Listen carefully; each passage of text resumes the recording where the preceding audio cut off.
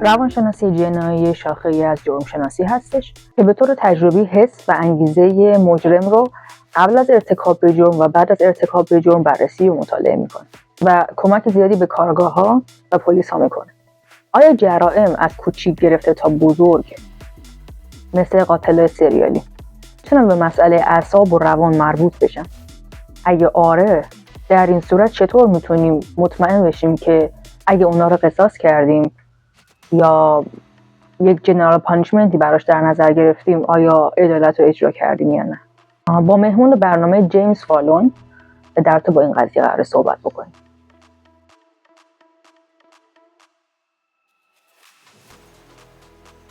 سلام عرض میکنم. من جیمز ایچ فالون هستم، عصب‌شناس و دانشمند علوم اعصاب. طبق مطالعات تا به امروز تونستین بین اعصاب و روان، یعنی مشکلات اعصاب و روان و ارتکاب به جرم ارتباطی پیدا بکنید آقای فالون؟ 100% پیدا که کردیم، فقط من اوایلش به جبر اعتقاد داشتم. میشه لطفاً بیشتر توضیح بدین؟ خب بیا از اول شروع کنیم. سایکوپاتی یه اختلال شخصیتی که توی اون فرد رفتار ضد اجتماعی داره یا ظرفیتش برای یکدلی با جمع یا پشیمونی از کاراش اینا خیلی کم میشه و کنترل خیلی کمی رو رفتاراش داره و بی‌محابا میل به سلطه‌گری یا تجاوز به حقوق دیگران داره. من شخصا طبق تحقیقات زیادی که داشتم متوجه شدم قاتلا روانی متولد میشن. یعنی مغزشون با آدم معمولی متفاوته؟ بله، و کلا اسکن مغزی قاتلا رو برام غالبا ارسال میکنن که برای دادگاه ها بفرستن با امید اینکه شاید مشکل مغزی داشته باشن و بهشون تخفیف داده بشه. خب این که دست خیلی از قاتلا رو باز میذاره، میگن من نبودم مغزم بود مثلا. دیگه یه عالم آدم و وکیل و قاضی و روانشناس و بازپرس خبره دوره هم جمع میشن، قطعه به یقین عدالت برقرار میشه. ولی خب آره، این مسئله در کل باعث میشه که دید انسان ها به قصاص عوض بشه یک جورایی. حالا چطور این آزمایشاتون رو انجام دادین آقای فالو؟ همکارای من حدود 70 تا اسکن مغزی رندوم از انسان سالم و افسرده و اسکیزوفرن و قاتل و اینا رو همه رو بدون ذکر نام برام ارسال کردم و من با دیدن الگوهای مغزیشون تونستم به درستی قاتلا رو از بینشون استخراج بکنم. اوه چه جالب. الان چه فرق بین آدمای معمولی، یعنی مغز آدمای معمولی با آدمای سایکوس وجود داره؟ کاهش عملکرد در مدار قشری درست بالای چشمات یه بخشی قرار داره که مرتبط با اخلاق و وجدانه. این مدار تو قاتلا از بین رفته، تبدیل میشن به یک آدمی با شخصیت ضد اجتماعی، بی وجدان و آدمی که هیچ احساس همدلی ندارن. حالا فرض کن ژنای مربوط به خشونت هم تو این افراد درگیر بشه، چه شود؟ مگه داریم همچین ژن خشونت نداریم که داریم؟ جدی میفرمایین؟ پس ما این همه پرخاشگری از کجامون میاریم؟ ژن داریم MAOA، انسان رو مستعد میکنه، مستعد پرخاشگری. خب اینجوری که قاتل سریالی علنا تبرئه میشن. مشکل منم همین بود. من اولش به جبر اعتقاد داشتم، میگفتم قاتل متولد شدن و همینه که هست، ولی یک جنبه هایی برام روشن شد که حرفمو تا حدودی پس گرفتم. سایکوپاتی یه طیفه دیگه نه؟ آره، سایکوپاتی لزوما مجرم نیست، ولی بالقوه استعداد داره و مثل بمب میمونه. کافیه یه اتفاق بیفته و نیمه تاریک وجود رو بیاره رو، اونجا دیگه منفجر میشه طرف. خب داره ترسناک میشه، نگین که من و شما هم. چرا نگم؟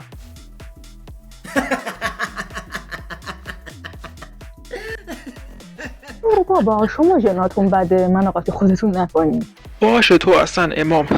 از کجا میدونی من سایکوپاتی ندارم؟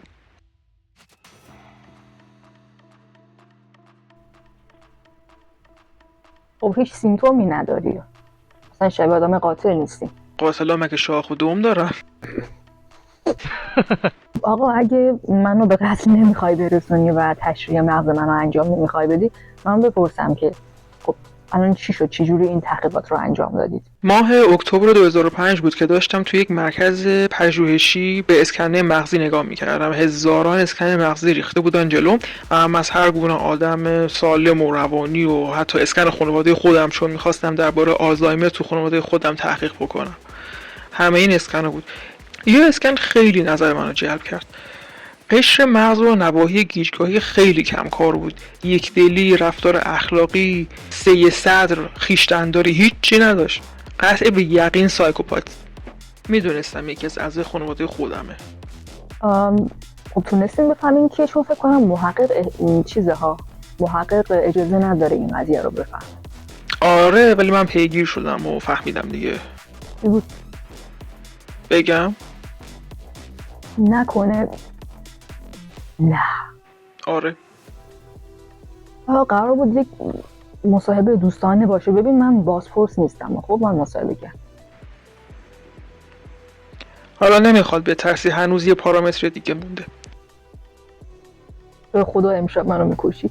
من خودم شخصا باورم نشد. گفتم شاید دستگاه خرابه یا در غیر این صورت من خرابم دیگه، چون اسکن یک سایکوپات بالقوه جلو چشای من بود. رفتم ببینم ژنم باهاش همخونی داره یا نه. دیدم که ای بابا MAO رو هم دارم. مگه قرار نبود یک طیف باشه؟ سایکوپات بودن.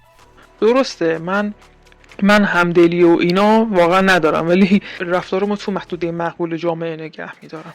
وارد شجره‌نامه خانوادگیم شدم. هیچ خبری در خانواده مادریم نبود، ولی توی خانواده پدریم یکی از دخترعموهام پدر و نامادرش رو یک طوری کشته بود که تو کتاب تاریخی قتلای عجیب نوشته شده بود. به علاوه 7 مرد قاتل دیگه هم توی شجره‌نامه من بود. انتظار نداری که نترسم ازت دیگه؟ نه تا زمانی که پارامتر سومو نگفتم نه.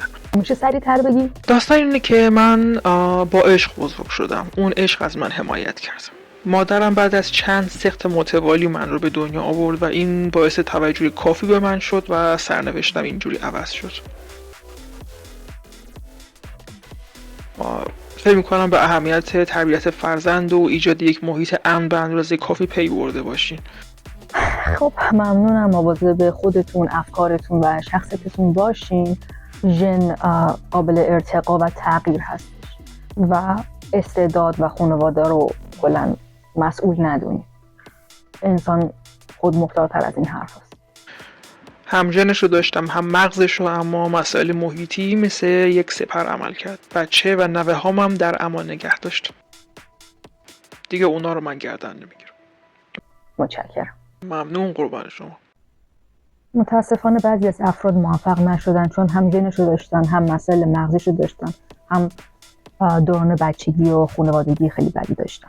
زندگی نامه قاتل سریالی معروفی مثل تد باندی که بالغ بر 30 نفر آدم رو کشته، اما بهترین دوران زندگی شاید اون زمانی بودش که خودش شده بوده وکیل خودش و داشته مدام مصاحبه میکرد و در مرکز توجه بوده. همون دوره محکومیتش که با کاریزمای خیلی بالا در حال دفاع کردن از خودش بوده. افرادی از قبیل ریچارد رامیرز که یک اسفند ماهی بود که به حساسیت و حالا مهربان بودن معروفن معمولا، اما به خاطر بچگی بعدش که در واقع رها شده بود تو دوره بچگی، اون قسمت تاریک وجودش اومد بالا. طوری شد که وقتی اسمش کنار اسمایی از قبیل تد باندی و جفری دامر اومد، یه لبخندی از روی رضایت زد که بالاخره یه کاری رو درست انجام داده یا به نوعی معروف شد. یا افرادی مثل جفری دامرز که اگه به ظاهر و لحن آرومش نگاه بکنی فکر میکنی یک مشاور جلوت نشسته، نهایتا فکر میکنی یک آدم نرد و مثبته، بچه خرخونیه مثلا، اما باورت نمیشه اگه بدونی این یک آدم کش و آدم خاره. یا مثل اد کمپر که به خاطر ارتباط بعدش با مادرش به عنوان جایگزین چند تا زن رو کشت و سرشون رو پیش خودش نگه داشت و در نهایت هم مادرش رو کشت و خودش به پلیس زنگ زد. و کسی نفهمید که پشت این شخصیت کاریزماتیک که حتی بازپرس دوست داشتن صحبت بکنن باهاش یه همچین هیولایی نشسته که ممکنه سرتو ببره و پیش خودش نگه داره. سریال ها و فیلم های سینمایی در ژانر جنایی از زندگی نامه همین قاتلای سریالی نوشته شده و اکران شده. نه برای اینکه آدرنالینمون بزنه بالا، بلکه به خاطر اینکه به خودمون بیایم و تحلیل بکنیم داریم با بچه‌هامون چی کار میکنیم. آیا میخوایم این ژن‌های معیوب رو بهشون منتقل بکنیم یا میخوایم قطع لینک بکنیم